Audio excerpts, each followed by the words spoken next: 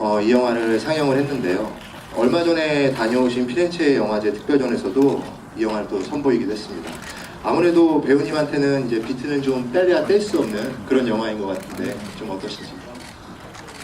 그렇죠. 어떻게 그렇게 됐죠.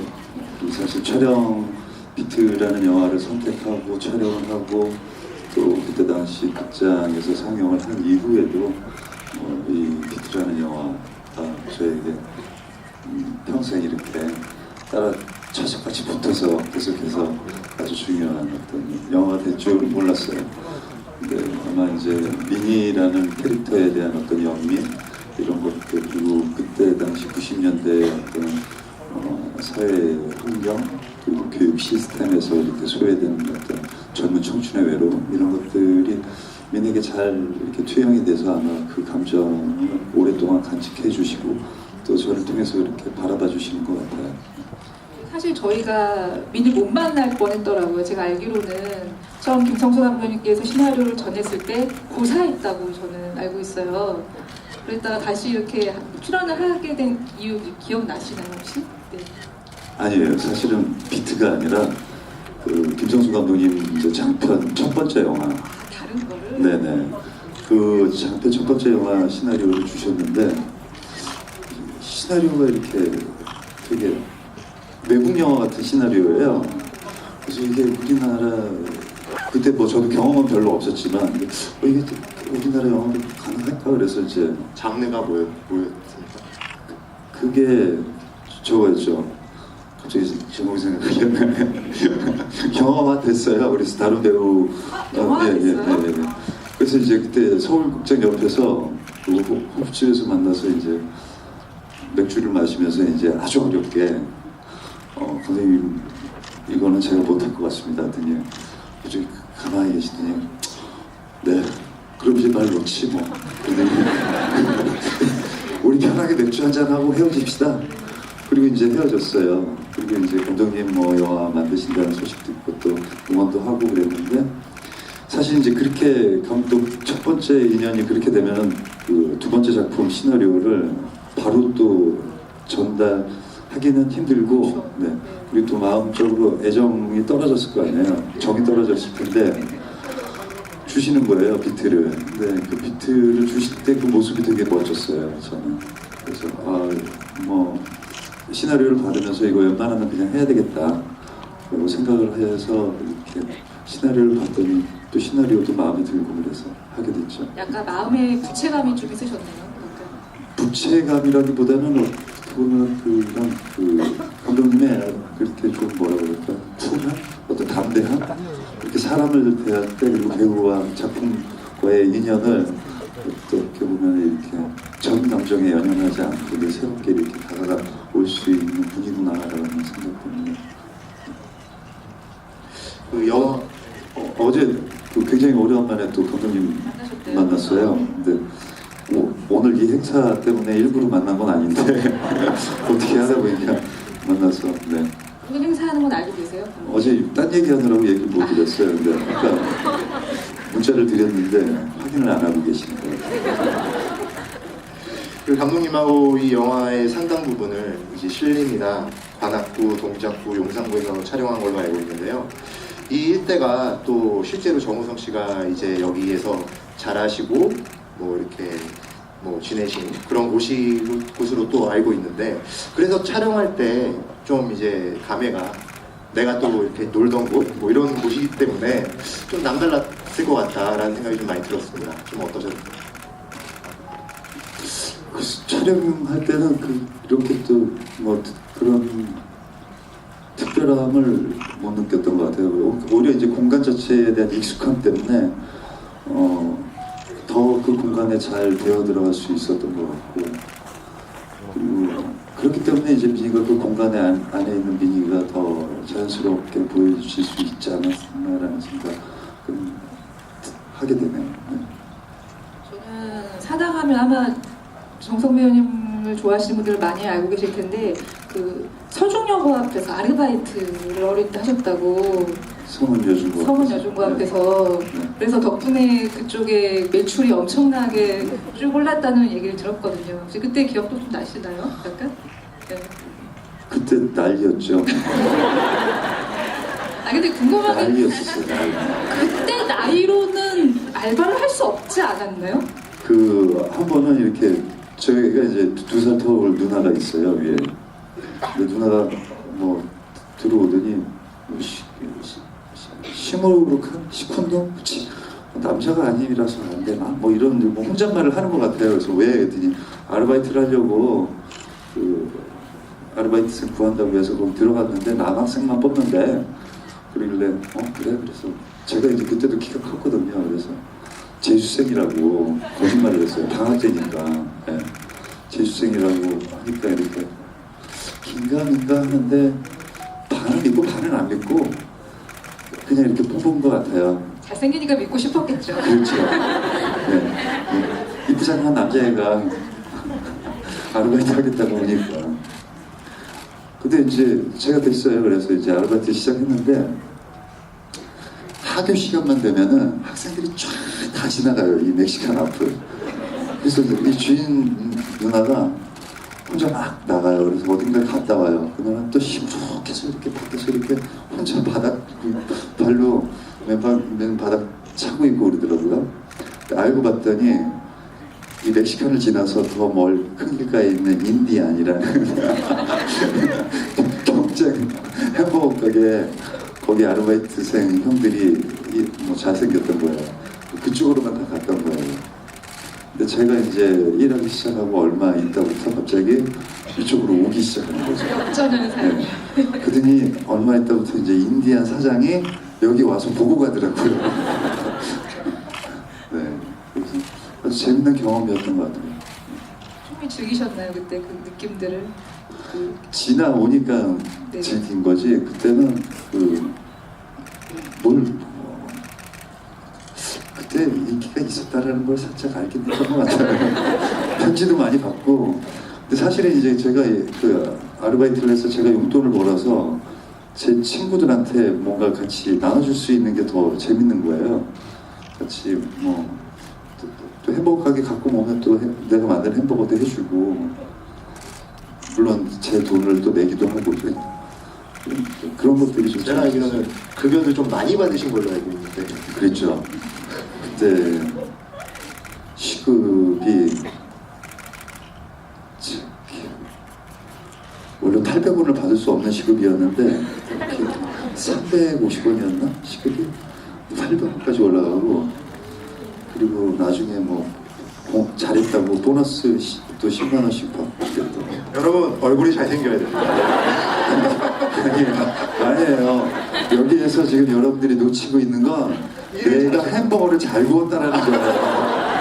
맛있게. 잘생긴 게 짜릿한. 팥빙수도 잘 갈고 양배추도 잘 썰고 에그버거도 잘 만들고. 어쨌든 요 비트가 나왔을 때 정말 뭐 저도 마찬가지지만 많은 남성 관객들이 그 민의 대사나 행동을 정말 많이 흉내를 냈습니다. 참고로 이 선배의 아이디가 이민이에요.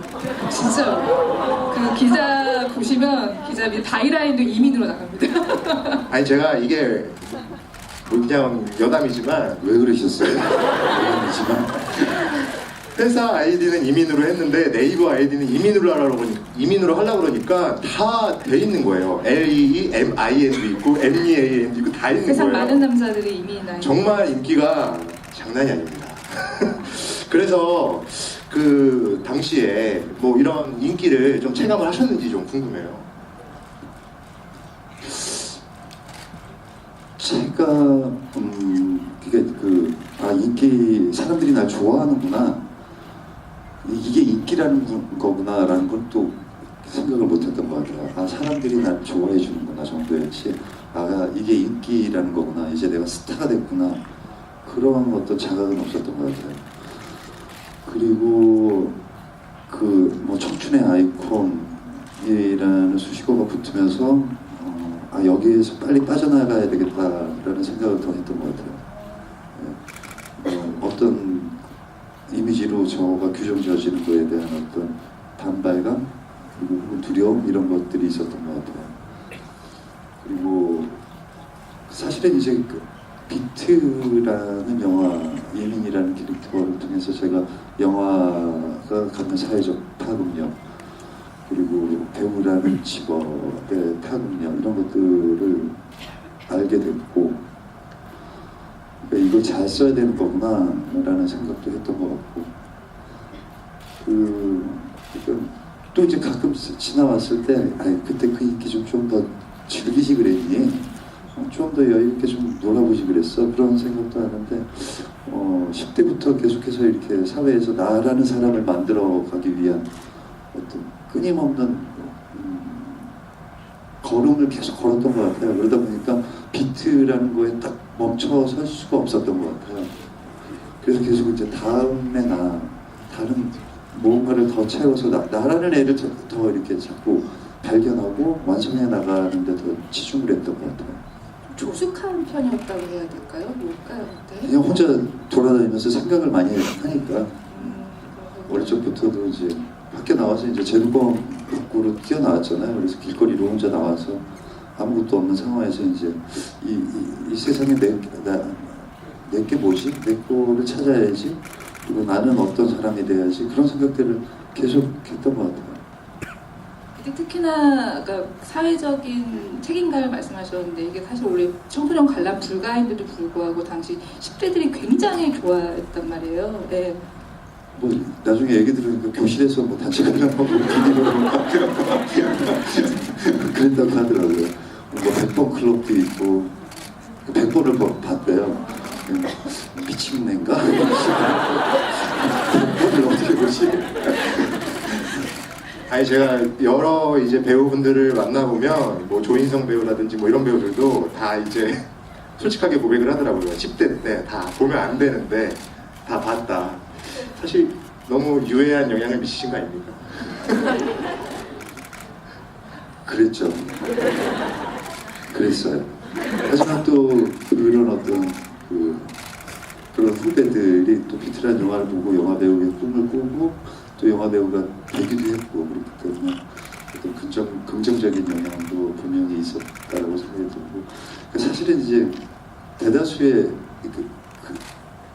시간이 지난 다음에 이제 형 비트민 형 제가 뭐 오토바이 뭐 지퍼라이터 담배 제가 오토바이 타다가 뭐 다리가 부러졌어요. 제 친구가 오토바이 타고 싶어서 오토바이를 훔쳤어요. 뭐 이런 얘기 들을 때 아 이게 무슨 상황인가 싶은 거죠.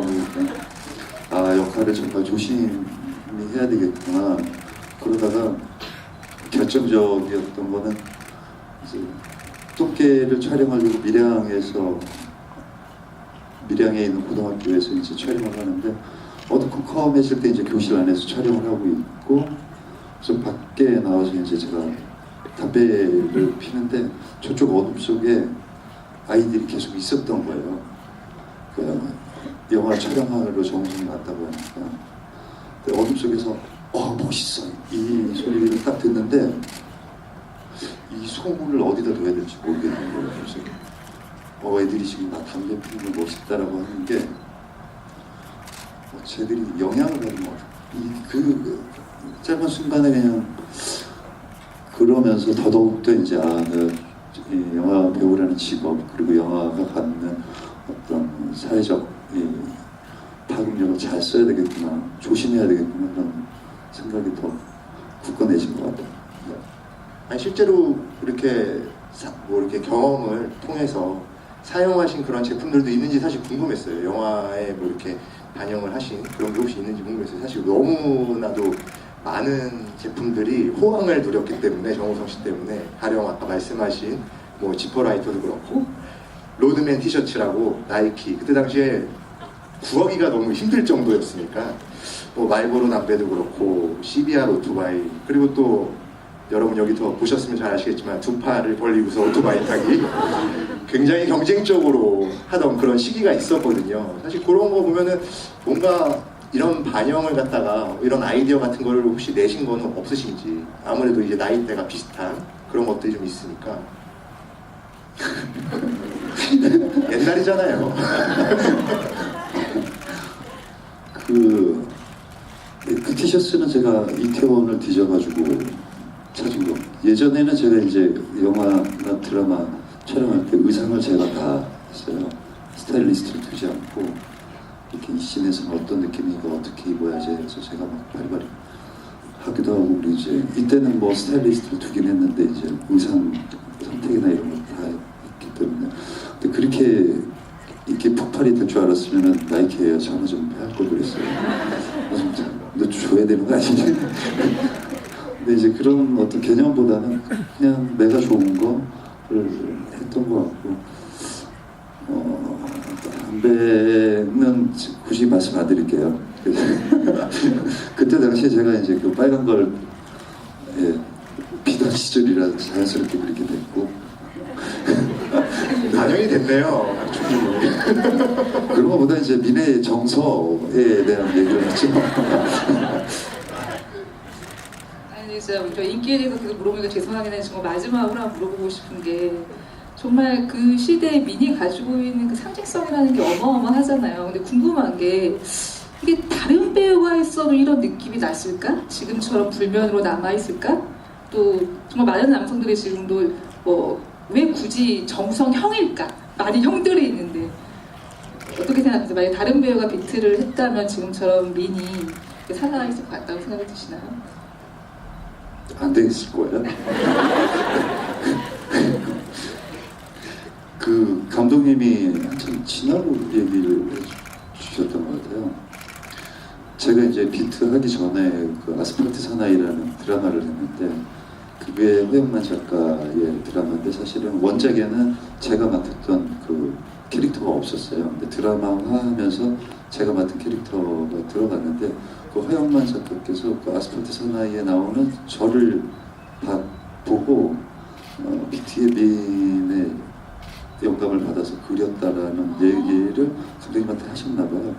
그래서 이제 저도 나중에 알게 됐죠. 근데 이게 뭐 진짜인지 아닌지는 모르겠어요. 네.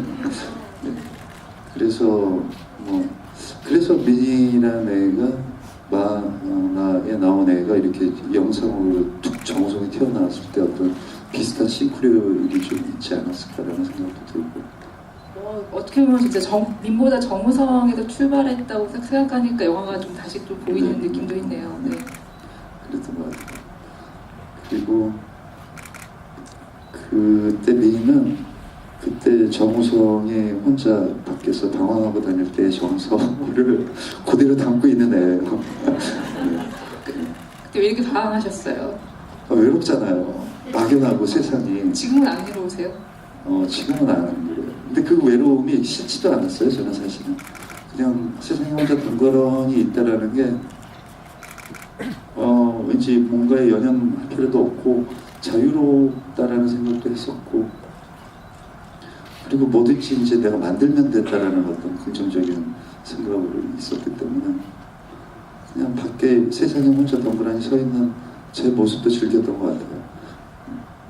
그런 이제 자연스러운 모습을 보고서 후배 배우들은 롤모델로 삼고서 이렇게 배우가 되고 이런 과정들이 좀 있었는데, 혹시 배우님도 이렇게 어떤 영화의 한 캐릭터를 보고서 나도 저런 사람이 되고 싶다 뭐 이렇게 생각했던 그런 캐릭터가 혹시 좀 있으신가요?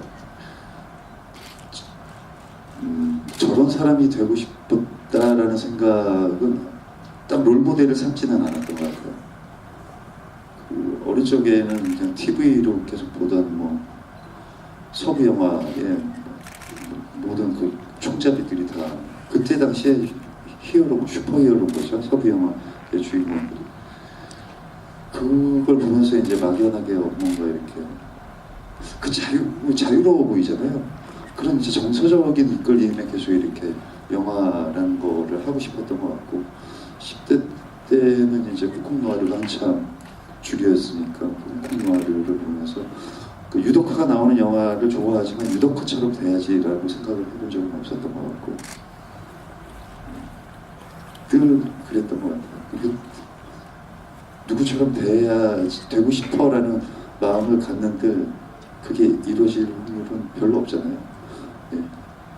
보면은 영화에서 그 미니 폭력고사를 이렇게 제압한다거나 아마 그런 모습들 때문에 아마 당시 제가 기억하기로는 뭐 서태지의 도시 뭐 교실이 돼야 이런 거와 맞닿아가지고 더 폭발적인 반응을 일으키지 않았나 싶긴 한데 실제로 정우성 배우님 학창 시절에 어떤 학생이었는지 좀 보여주시면 좋을 것 같아요. 네. 많이 자고요. 네, 말할 수 없고 늘 네, 이렇게 관찰하고 애들 관찰하고 그때는 진짜로 그 학교 폭력이 되게 굉장히 심할 때거든요. 특히 남자 학교는 뭐 거의 밀림이라고 보시면 돼요. 동물의 왕국이라고 보시면 되고 선생님들도 이렇게 어떤 사랑의 매보다는 나중에는 이렇게 감정적 표현에 화를 많이 낼 때였기 때문에 어떤 그런 어떤 그런 그 제도 그리고 그 학교 안에서의 그런 이 불합리한 어떤 분위기 이런 것들에 대한 어린 나이인데도 굉장히 그걸 불편해했던 것 같아요. 왜 같은 나이고 왜 한두 살 차이뿐이 안 나는데 저렇게들 다 서로 못 잡아먹고 서열을 나누고 저러고 있지. 그러니까 다 한심해 보였어요, 저는 사실은. 그게 자퇴에도 약간 영향을 크게 미치시는 그렇죠. 네. 자퇴는 뭐 자퇴를 자랑스럽게 얘기할 필요는 없는 것 같아요. 저의 선택이었으니까. 그리고 그 선택을 후회하지 않기 위해서 혼자 사회에서 또 열심히 노력을 했던 것 같고. 그때는 사실 저랑 같이 제 권유로 해서 그 학교에 같이 갔던 친구가 먼저 이렇게 학교를 뛰쳐나갔어요. 그래서 그 친구의 뒷모습이 굉장히 늘 머릿속에 남고 이놈이 학교에서 혼자 뭐하고 지내지 그런 생각도 많이 했고 그리고 이제 제가 그 학교에 처음 들어갔을 때 각종 서클에서 다 저를 잡아가려고 하더라고요. 뭐 이제 같이 서클 활동하자라고 하는 거죠. 그런 것도 오히려 이제 공부도 어려운데 그런 게 더 어려운 거예요. 그래서 나랑은 안 맞구나 그러고 튀어나간 거죠. 그때 나온 세상은 좀 두렵지 않으셨나요? 이렇게 오히려 그 또래끼리의 그런 어떤 유치한 어떤 그런 그 장래 미래를 위한 어떤 경쟁이 아니라 그 또래끼리의 그 고만고만한 사고에서 누가 더 서열이 높네 안 높네 이런 거에 대한 경쟁보다는 그냥 사회에서 혼자 이렇게 나를 내 발을 디딜 자리가 아주 적더라도 내 스스로가 이렇게 만들어가야 되겠다라는 그런 어떤 포부가 더 저를 막 이렇게 에너지 있게 만들었던 것 같아요. 뭔가 이 지금 말씀하고 좀 연결되는 것 같긴 한데 이 영화에서 오프닝을 김성수 감독님께서 7에서 8줄 정도를 이렇게 써놓으셨는데 이제 나에겐 꿈이 없었다라는 말로 함축을 해버리시고 결국 이 말 하려고 하는 거 아닌가요? 이렇게 이제 울었다는 그런 일화를 들었는데 이민처럼 이렇게 꿈이 없었을 것 같지는 않아 보이시거든요. 그러게 그 당시에 그 정우성 씨의 당시의 어릴 적 꿈은 그러면은 좀 어떤 것이 좀 있었는지 알고 싶습니다. 뭐 막연한 거죠. 일단 그때도 이제 배우라는 꿈에 대한 막연한 그 희망 그리고 돼야 되겠다라는 어떤 그런 생각은 했었는데 그 어떻게 돼야 될지 몰랐던 것 같고요. 근데 사실은 나에게 꿈이 없었다를 말씀드리게 된 건 감독님한테 제가 이제 늘 학교에서 주변 친구들한테 그걸 묻는 걸 좋아했거든요. 너 뭐가 될 거냐? 그러면 왜? 몰라. 나 꿈 없어. 주로 애들이 다 대답이 그랬어요. 그 나이에도 우리는 꿈이 있어야 되는데 뭔가 꿈을 갖고 좀 그 꿈을 향해서 가야 되는데 주변 친구들이 다 그렇게 무기력한 상태의 친구들이었던 것 같아요. 그래서 그게 조금 뭐랄까 안타깝기도 하지만 짠하고 자연스럽게 이제 그런 어떤 그 나이대에 우리가 갖고 있었던 그런 무기력함을 느끼고 알고 있었기 때문에 이제 그 나레이션에 자연스럽게 반영을 할 수 있었던 것 같아요. 그래서 많이 더 공감하지 않았나 싶은 생각도 드네요. 아까 그 비트 얘기하면서 그때 되게 다가온 이미지를 좀 벗어나려고 노력을 했었다라는 말씀을 하셨잖아요. 안 그래도 비트 이후에 뭐 똥개라든지 약간 되게 잘생긴 외모를 좀 일부러 구기는 스타일의 영화를 좀 했다는 느낌이 들긴 하거든요. 혹시 비트 때문에 그런 식으로 작품 선택을 좀 의식적으로 한 부분도 혹시 많으셨는지 궁금해요. 그렇진 않았어요. 그렇진 않으시고요. 그리고 제가 요즘 들어서나 이제 잘생긴 거 알아요 그러고 농담을 하지. 그리고 제가 사실은 영화 배우가 된 것도 내가 잘생겼으니까 영화 배우 스타가 될 거야 그렇게 접근하지 않았거든요. 그냥 막연히 뭔가 표현하고 싶었고 그런 그 영화 안에서의 어떤 그 고독한 남자의 모습을 보면서 뭔가 이렇게 끌렸기 때문에 그 안에 들어가고 싶은 어떤 욕구였던 것 같아요. 그렇기 때문에 뭐 비트를 할 때나 초반에 막 내가 잘생겼으니까 미니가 멋져 막 이런 생각으로 저를 대하진 않았거든요. 그렇기 때문에 내 안에 있는 모든 정서들 그리고 어떻게 보면은 똥개의 철민이 같은 경우도 약간 불우하지만 사실은 대리만족을 할 수 있는 굉장히 큰 감정을 소유하고 있는 애였거든요. 그러니까 아버지와의 관계. 그래서 철민이 시나리오를 보면은 내가 갖지 못했던 나에게 있는 결핍, 아버지와의 그 시간을 대리 만족하고 싶었던 거예요. 그렇기 때문에 그런 어떤 선택을 한 것이 그러니까 어떤 내 이미지를 일부러 망가뜨리려고 의도적으로 그러진 않았어요. 그러니까 그렇게 생각할 정도로 저의 외모에 집착을 하지는 않았던 것 같아요. 물론 또 이제 이 얘기 들으시면 쥐가 잘생겼으니까 집착할 필요가 없겠지 뭐 이렇게 늘 말씀들을 하실 수 있겠지만 아니 근데 약간 그래도 요새 와서야 내가 잘생긴 걸 인정하고 다닌다고 하셨는데 계기가 있으셨나요? 그래도 최근에 굉장히 많은 프로그램에서 잘생긴 짜릿해 막 이런 얘기도 하시고 하시잖아요. 이제 뭐 인터뷰 때마다 이제 외모에 대한 얘기를 자꾸 하게 되니까 이걸 좀 어떻게 민망한 질문을 어떻게 좀 넘겨볼까 하다가 한 연애 프로로 이제 녹화를 하는데 장난으로 그냥 다 쳤어요. 짜릿해 늘 새로워 잘생긴 거 최고야. 근데 그 짤이 이제 돌면서 그 짤이 돌면서 이제 그렇게 됐죠. 보기 좋아요. 잘 네, 인정하시니까. 네. 네. 아니, 사실 배우들도 되게 보시면 놀라세요. 그 정도로. 배우들의 배우라고. 네. 그렇죠. 기분은 좋아요. 기분이 좋아요. 이게 놀라시는 게. 어쨌든 이 영화는 이제 지금 나온 지가 20년이 넘었는데 지금 이렇게 시간이 흘렀는데도 이렇게 많은 관객분들이 또 찾아서 또 오늘 또 이렇게 보시고 사실 충무로에서 그동안 뭐 많은 청춘 영화들이 나오기는 했지만 사실 비트가 가장 아직까지도 손꼽히는 영화로 남아있는 것 같아요. 근데 왜 사람들은 아직도 비트를 이렇게 열광을 할까? 왜 그렇다라고 좀 생각하시는지 궁금합니다.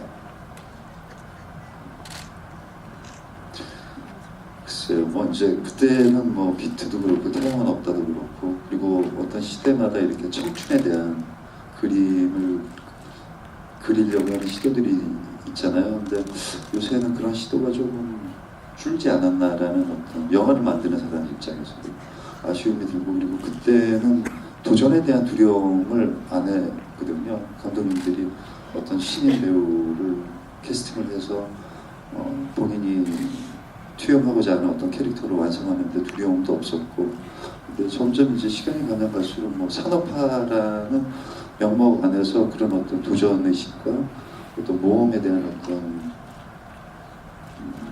시도 이런 것들에 대해서 약간 소극적으로 자꾸 돼가는 거 아닐까라는 생각이 들어요. 그러면서 사실 가장 중요한 그 시대의 청춘에 대한 어떤 감성, 그 시대의 청춘을 그리고자 하는 시도조차 이렇게 서서히 같이 이렇게 시들어지는 거 아닌가라는 생각이 들고요.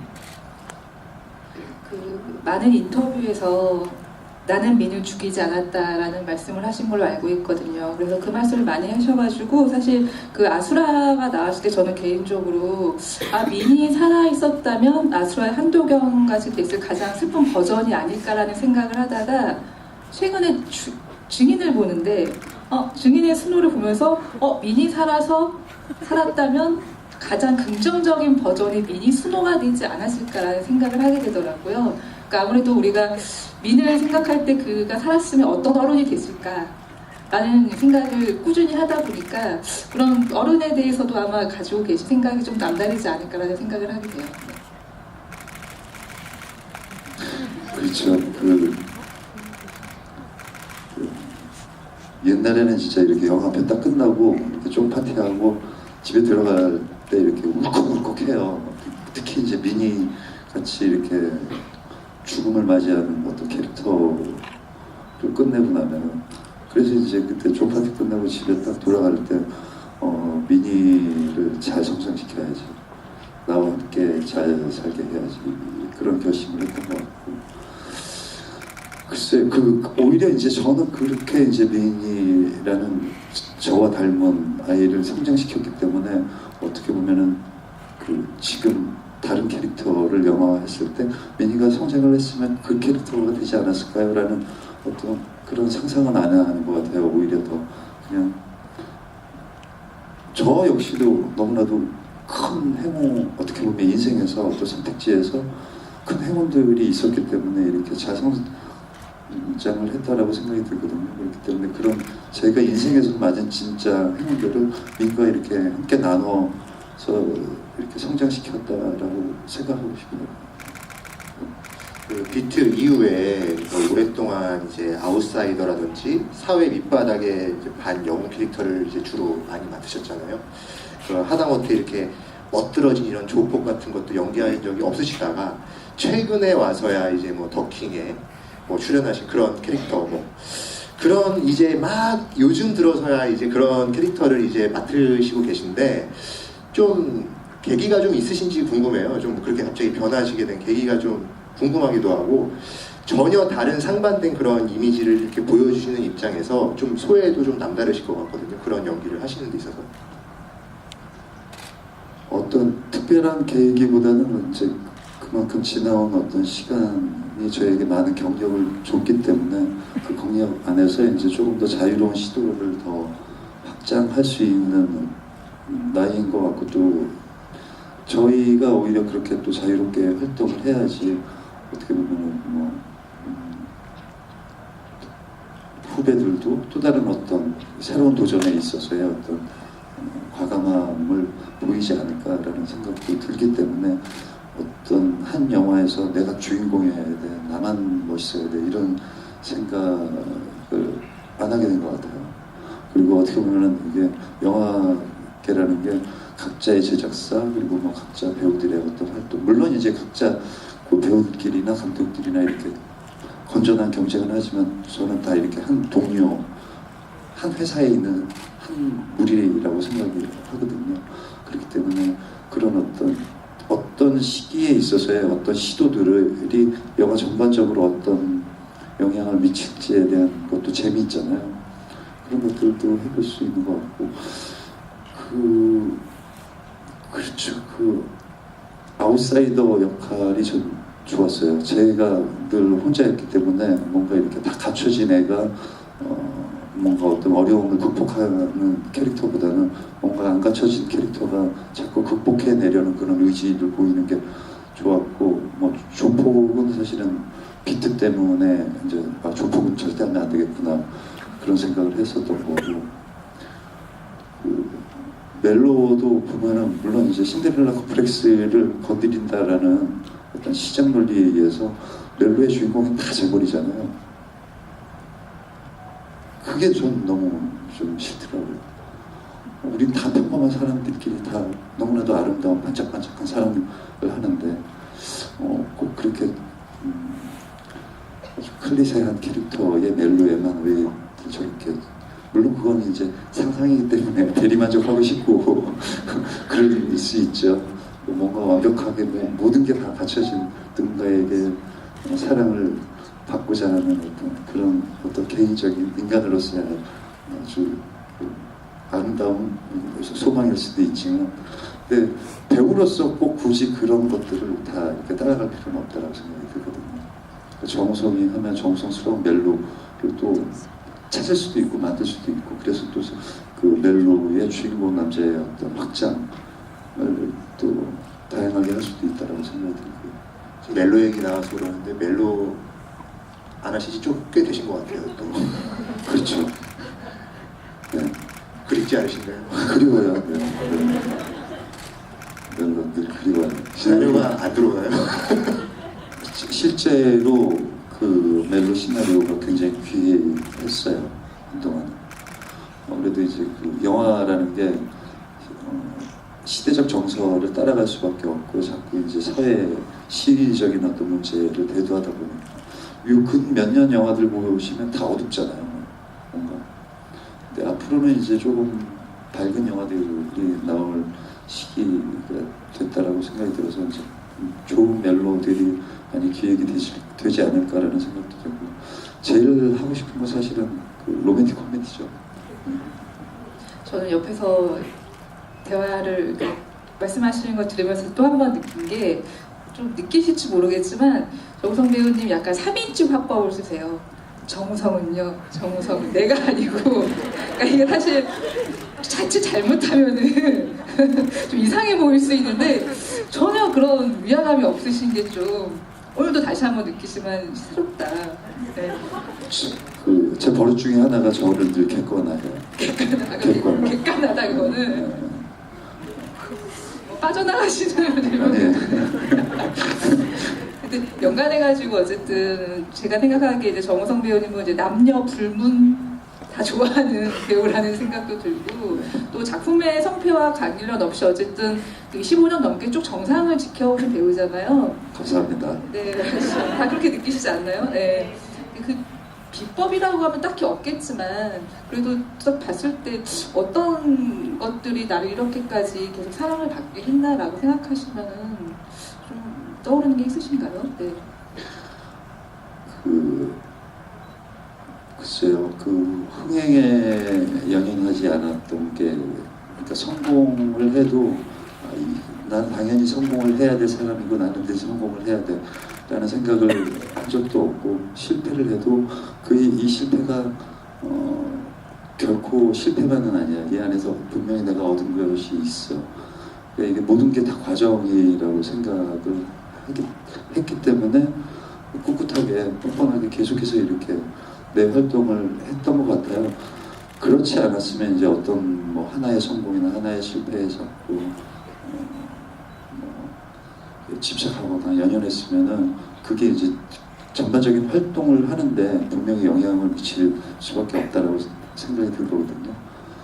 네, 늘 이렇게 뭔가에 연연하지 않고 뻔뻔스럽게 그냥 뚜벅뚜벅 걸어왔기 때문에 관객분들이나 팬들이 실패도 눈치 못 채고 이렇게 옆에서 지켜봐 주신 거 아닐까라는 생각이 드네요.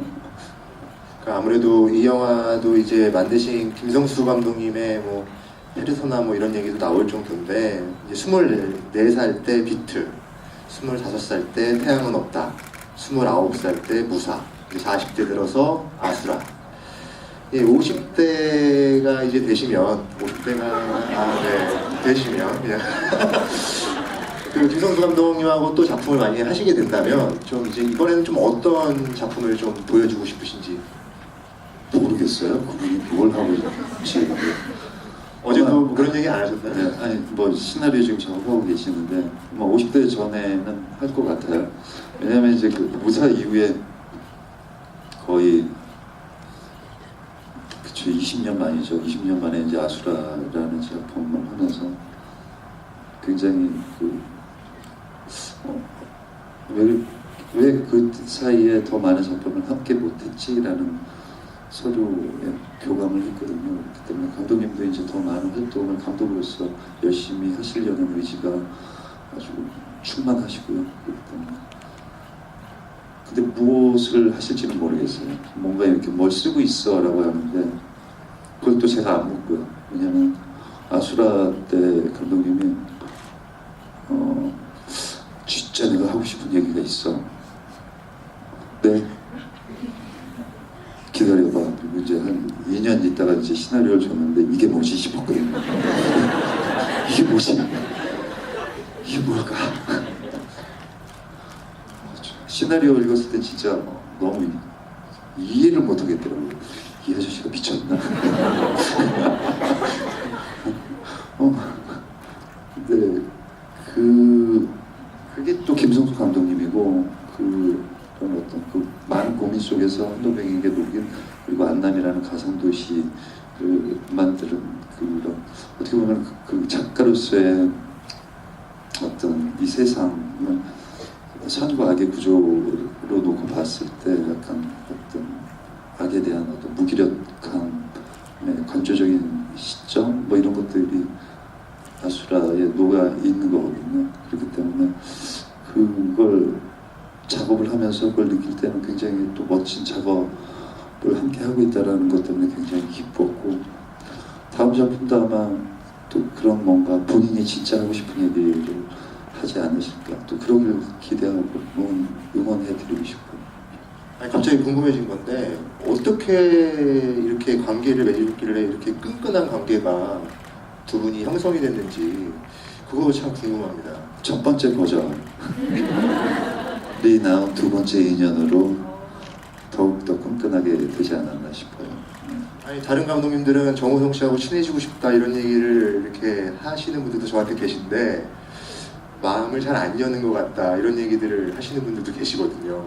근데 김성수 감독님은 유독 거의 형제 같은 느낌까지도 들 정도니까 사실 뭐가 이렇게 찌릿찌릿하게 통하는 건지 궁금해요 사실.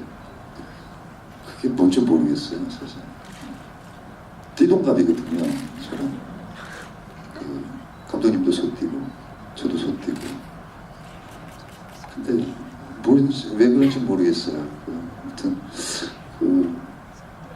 그 감독님이 그때 이제 90년대 때 한참 영화 현장에서의 그 감독의 리더십 그리고 감독이 현장에서 보여줘야 되는 어떤 모습들이 굉장히 멋졌거든요 저는.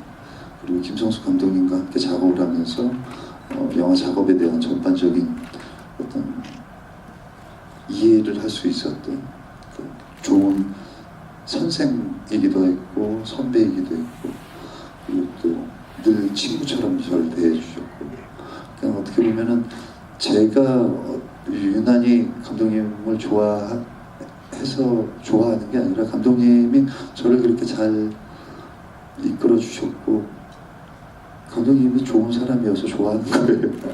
네. 많은 후배들이 또 배우님을 또 좋은 사람이니까 좋다고 저 진짜 너무 많이 귀가 따갑게 인터뷰할 때마다 정우성 배우님 얘기 나올 때마다 훈훈한 얘기들이 너무 많이 쏟아져가지고 그건 아마 후배들이 많이 따라하고 싶은 선배이기 때문이지 않을까 싶은데 사실 뭐랄까요 40대의 정우성이 민에게 뭔가 조언을 해준다면 어떤 말을 좀 해줄 수 있을까요? 네. 20대 민에게요? 글쎄요, 아까 이 질문을 보고 사실은 한참 생각했어요. 어떤 그 인터뷰 전에 질문지를 보는 성격이 아닌데 이렇게 스크롤 보다가 이 질문을 받는데 무슨 말을 해줄까? 그래서 생각이 안 나더라고요, 사실은. 어떻게 보면은 민이야 조급해하지 말고 스스로 하시는데.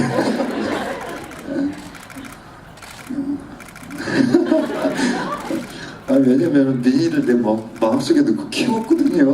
그래서 잘 키웠는데 무슨 조언을 하겠어. 그게 정답이네요. 네. 아마 이제 그 20대 청춘들에게 해주고 싶은 말이 뭔가라는 질문으로 이렇게 바꿀 수 있을 것 같아요.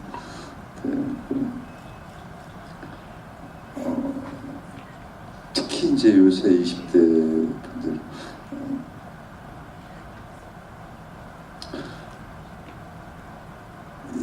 이상하게 20대가 어떤 책임을 감수해서는 안 되는 나이인데 너무 빨리 어떤 인생에 대한 책임을 스스로에게 묻고 있는 것 같은 거가 요새 느껴지는 느낌이더라고요. 그래서 여러분은 어떤 책임도 질 필요도 없고 어떤 책임도 여러분에게 없으니까 당당하게, 그리고 모든 가능성은 여러분에게 있으니까 그 가능성, 그리고 여러분 스스로를 믿고 여러분 스스로를 사랑하고 아끼고 꿋꿋하게 하루하루를 당당하게 살아가시길 바랍니다. 이거 박수 한번 부탁드리는 것 같아요. 제가 이 행사 1회 때도 배우분이 별로 그렇게 좋아하시지는 않는데 시킨 게 있어요. 어떤 한 영화의 내레이션을 꼭 이렇게 좀 말씀을 좀 해달라고 이렇게 부탁드린 게 있는데, 제가 정우성 씨한테도 좀 부탁을 드리려고 이렇게 좀 적어온 게 좀 있습니다. 여러분 녹음기나 영상을 꺼내셔서 녹음을 하시면 정말 좋을 것 같아요. 왜냐하면 제가 이 대사를 들어야 다음 질문을 연결할 수 있거든요. 요거를 좀 부탁 좀 드리겠습니다. 마지막 나레이션입니다.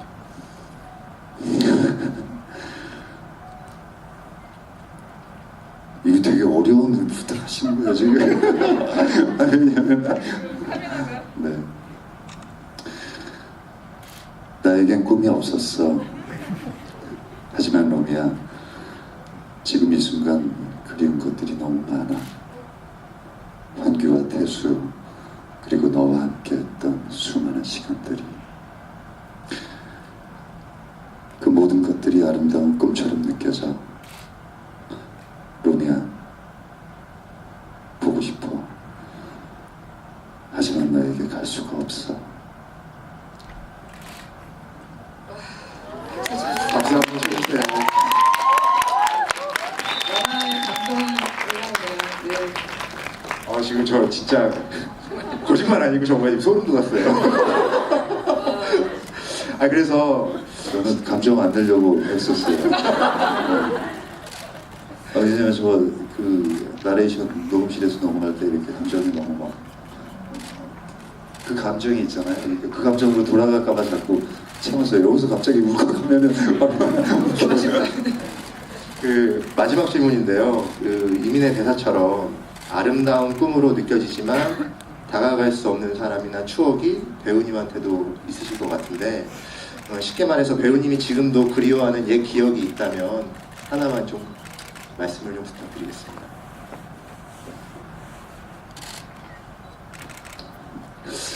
지금도 그리워하는 지나간 추억일 수도 있지만 지금도 늘 그리워하고 있는 것 같아요. 어느 순간 이제 배우라는 직업을 하면서 굉장히 만족하고 살았는데 익명성이라는 게 이제 상실이 됐잖아요. 근데 저는 늘 제가 영화를 좋아했던 건 그 일상의 소소한 이야기들이 담겨서 같이 여러 사람과 공감을 하는 그 순간, 그 일상이 너무 찬란해지잖아요. 그러니까 지금 여러분들의 일상이 얼마나 찬란하고 아름다우고 값진지 늘 부러워요 저는. 그래서 지금도 이렇게 가끔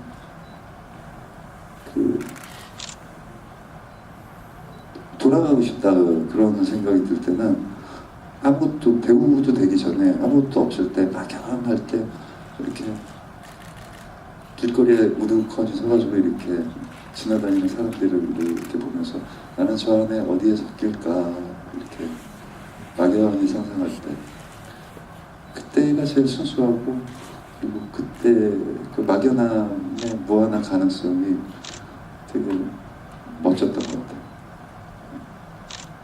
감사합니다. 아까 저희가 사전에 여기 입장하실 때 많은 이제 질문을 저희가 받았는데요. 그 중에서 이제 배우님께서 직접 몇 가지를 이제 선별을 하셨습니다. 배우님께서 이제 자리 번호를 호명하시면은 여기 다 내려오셔가지고 한 명씩 여기 앉으셔서 직접 질문을 해주시면 되겠습니다. 정우성 씨께서 직접 그 좌석 번호를 호명해 주시겠습니다. 잠시만요.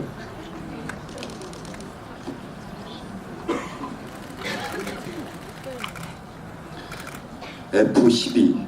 F12 어디 있나요? F. 네, 내려와 주시면 됩니다. 네. 네. 김예형님.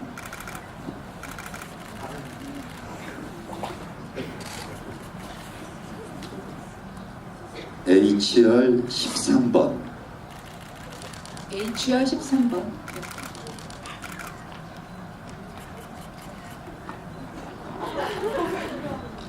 CR 13번. CR 13번이요. 나와주세요. DR 11번.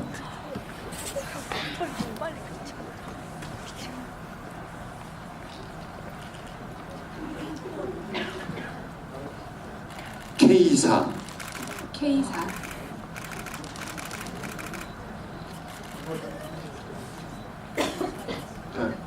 다 나와서 이제 먼저 오시면 됩니다. 네, 저희가 비켜드릴 테니까요. 배우님과 눈을 맞으시고 좋은 시간을 이제 갖도록 하겠습니다.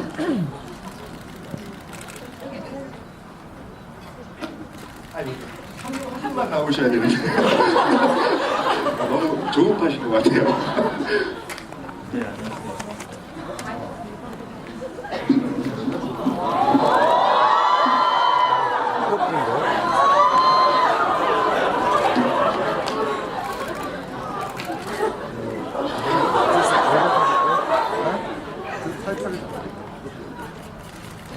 질문해주세요. 예, 떨리시겠지만. 예영 씨.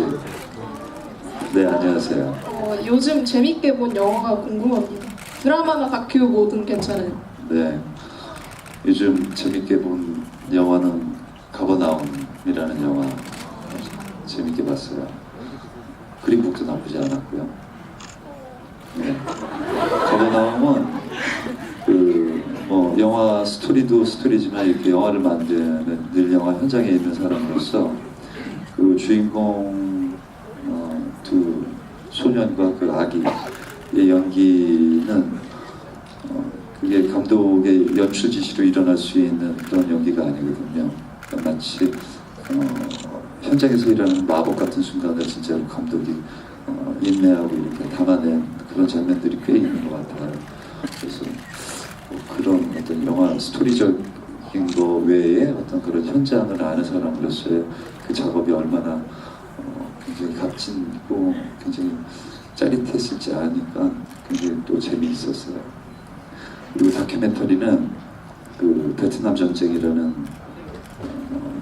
다큐멘터리가 있어요. 플랫폼이 넷플릭스라는 데라서 제가 어떻게 뭐 권할 씨는 못하겠지만 아무튼 그 다큐멘터리를 재밌게 봤어요. 네, 되게 감사합니다. 부끄러워하시네요. 선물이 있어요. 네. 반가워요. 네. 감사합니다. 다음 분 나와서 질문해 주세요. 네. 좋으시죠? 네, 앉으세요. 하영 씨, 앉으세요. 아이고, 이거 본인이 읽어야 돼. 왜 그랬어? 이거 왜 이런 거야? 네, 그대로 읽어주셔야 돼요. 아이고. 너무 좋아서 말씀을 못 하시네요. 울지 마세요. 오빠 오늘 오빠 보려고 제 인생 여기 배팅해서 수업 다 째고 올라왔어요. 언제부터 그렇게 잘생겨서 제 마음에 들어오셨나요?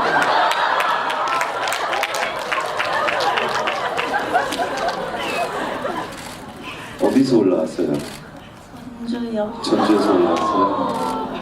수업을 진짜 다 쬐어요? 몰래? 그럼 땡땡이? 어?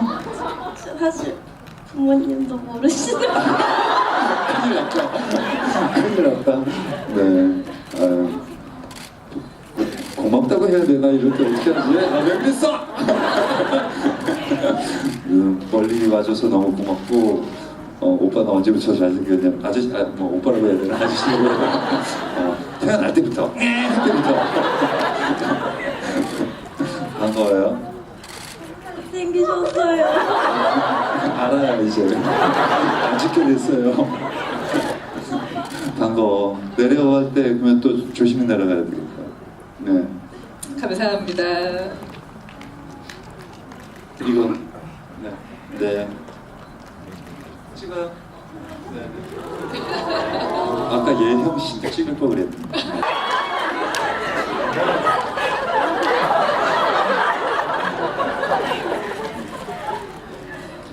감사합니다. 자, 다음 분. 다음 분 나오시죠. C열 13번. 안녕하세요. 네, 앉으세요.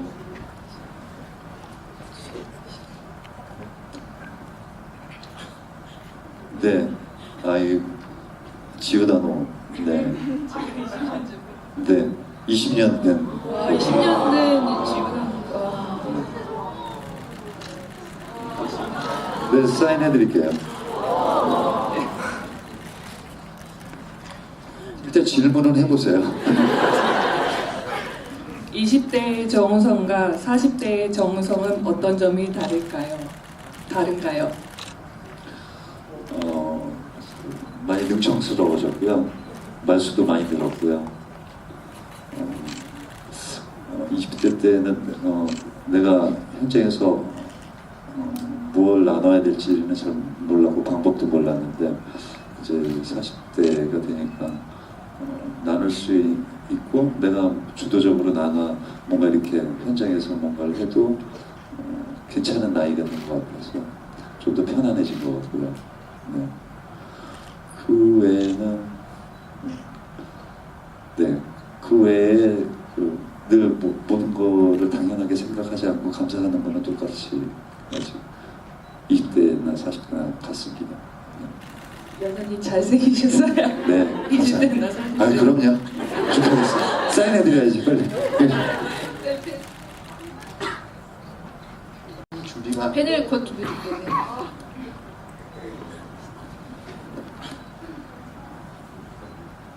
민홍님 맞죠? 이녹이요. 이녹. 네.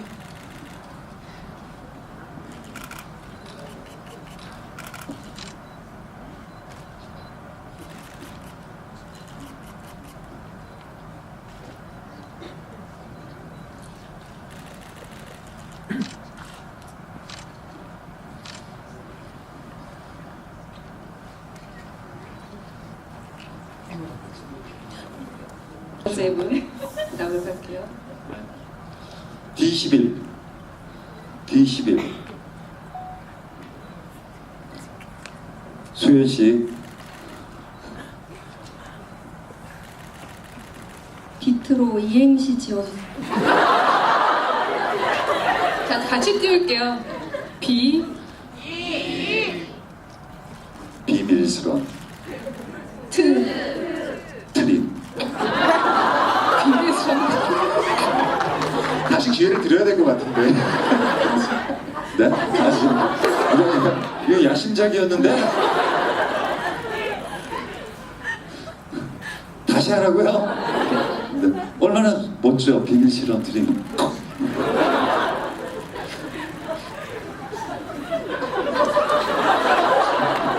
제가 정리해 드릴게요. 네. 선물 드리고요. 네. 네. 뭔가 할 말이 있을 것 같은데. 네. 반가워요.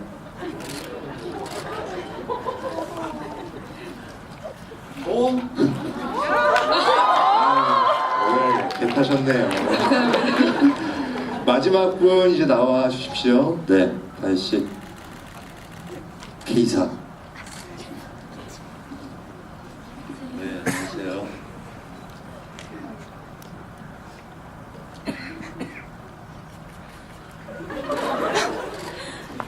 배우가 되신 걸 후회하신 적 있나요? 없습니다. 없어요. 단 한 번도 후회한 적도 없고요. 근데 뭐 다시 태어나서 배우 하겠어요? 그렇게 질문하면 안 한다라고 얘기는 할 것 같아요. 근데 후회한 적은 없고 감사하고 또 배우가 됐기 때문에 이렇게 또 여러분과의 교감도 할 수 있는 거고 또 이런 질문도 받을 수 있는 거고 네. 좋습니다. 네. 뭐라도 말씀하셔도 돼요. 사진 찍어주세요. 네.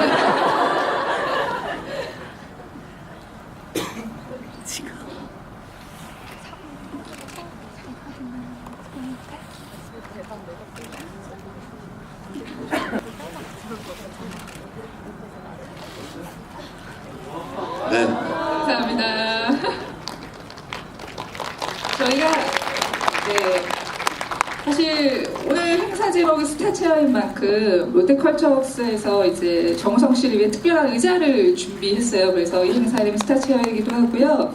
앞서 말씀드렸듯이 그 의자에서 나오는 수익금은 이제 어려운 이웃들에게 이제 전달이 됩니다. 그리고 저희가 그 의자에 앉으신 분에게 자그마한 선물을 정우성 씨께서 준비하셨어요. 네. 그 자리가 어딘지 정우성 씨께서 직접 말씀해 주겠습니다. 네. J12번이요. 네, 나와주시기 바랍니다. 그 의자 보시면 지금 그 의자가 다른 의자들이랑 다르거든요. 지금 비트와 그 자리가 앞으로 저 의자에서 나오는 수익금이 이제 어려운 분들에게 이제 돌아가는 그런 자리입니다. 의자가 좀 특별해서 앉으셨을 때부터 오늘 뭔 일 있겠구나 아마 알고 계셨을 거예요. 반갑습니다.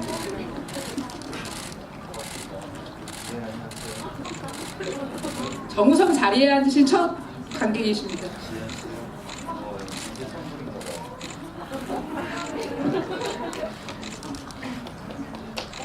박수 부탁드릴게요.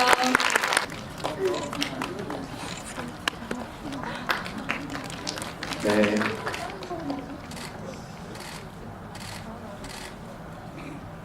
가능할까요? 티켓을 갖고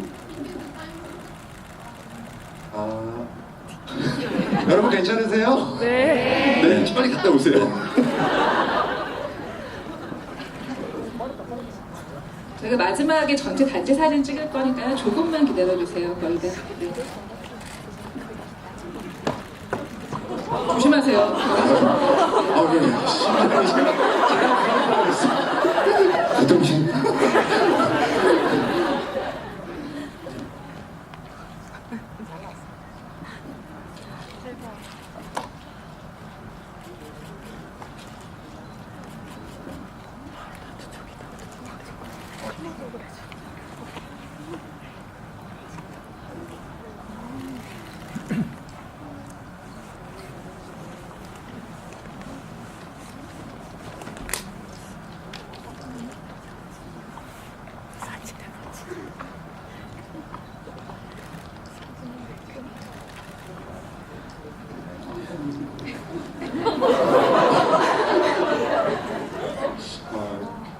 종이 떨어지는 속도를 봤어요.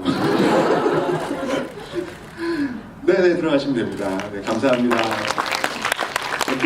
금일 이제 오늘 행사 수익금은 정우성 씨께서 직접 이제 지목하신 이 근방에 세습 공부방에 이제 전달이 될 건데요. 그쪽에 담당자분하고도 이제 아이들과 미래재단 마스코트하고도 같이 기념 촬영이 좀 있겠습니다.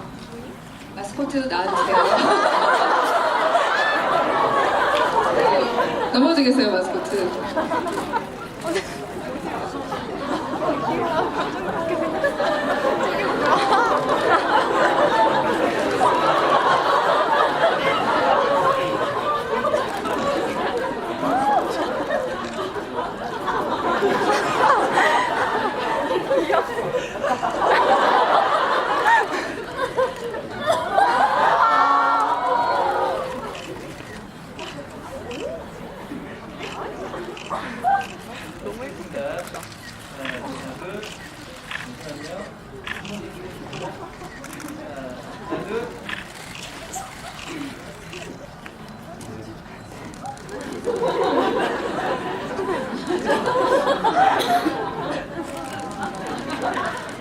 뜨거워요. 연락 안 돼. 빨리 가서 벗어요.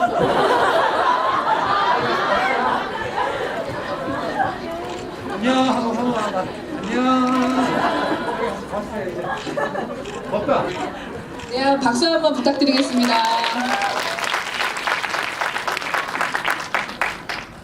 마지막으로 인사 한마디 정식으로 부탁드릴게요. 네. 네, 이렇게 뭐 의미 있는 행사 자리에서 또 여러분과 함께 오래전 영화 이렇게 비트를 다시 한번 추억할 수 있게 돼서 굉장히 기쁘게 생각하고요. 감사합니다. 감사하고 늘 이렇게 저는 이렇게 아직도 이제 늘 앞으로 가야 되는 사람이고 이렇게 늘 걸어가고 있는 중에 있는 사람이기 때문에 어떤 제 스스로는 피트는 나에게 이랬어 라고 아직은 이렇게 평가하기는 굉장히 힘든 영화인 것 같아요. 모든 또 작품도 그렇고요. 네, 여러분들과 이렇게 중간에 함께 추억을 할 수 있는 시간 함께 나눠주셔서 진심으로 감사드리고요. 그리고 또 이 자리에 이를 더욱 의미 있게 만들어준 우리 롯데 그 컬처웍스와 그리고 아이들과 미래재단에게도 감사의 말씀드립니다. 감사합니다. 감사합니다. 즐거우셨나요? 오늘 자리가 여러분에게도 이제 즐거운 추억으로 간직되었으면 좋겠는데요. 그 마지막으로 그러면 기념사진을 끝으로 저희가 오늘 준비한 행사를 모두 마치겠습니다. 제가 저번에 이 사진을 찍으려고 하니까 정말 소란스럽더라고요. 막 그 질서를 안 지키시는 분들이 좀 계셔가지고 배우분들께서 좀 힘들어하셨어요. 그러니까 질서를 좀 잘 지켜주시면 오히려 사진이 좀 잘 나오니까 앉은 자리에서 좀 잘 얼굴만 이렇게 좀 잘 좀 찍어주셨으면 감사드리겠습니다. 앞에 가서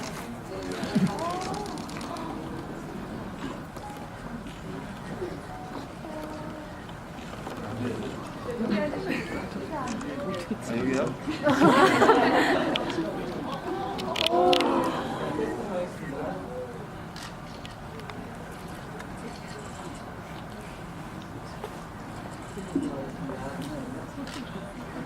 그대로 가겠습니다. 자, 하나, 둘. 죽어서요. 하나, 둘. 잠시만요. 뒤에 숨 쉬는 분 계신데. 한 번 더 갈게요. 자, 갈게 주시고. 자, 가겠습니다. 하나, 둘. 네, 수고하셨습니다. 오늘 너무 감사드립니다. 조심히 들어가시고요. 네, 오늘 너무 감사합니다.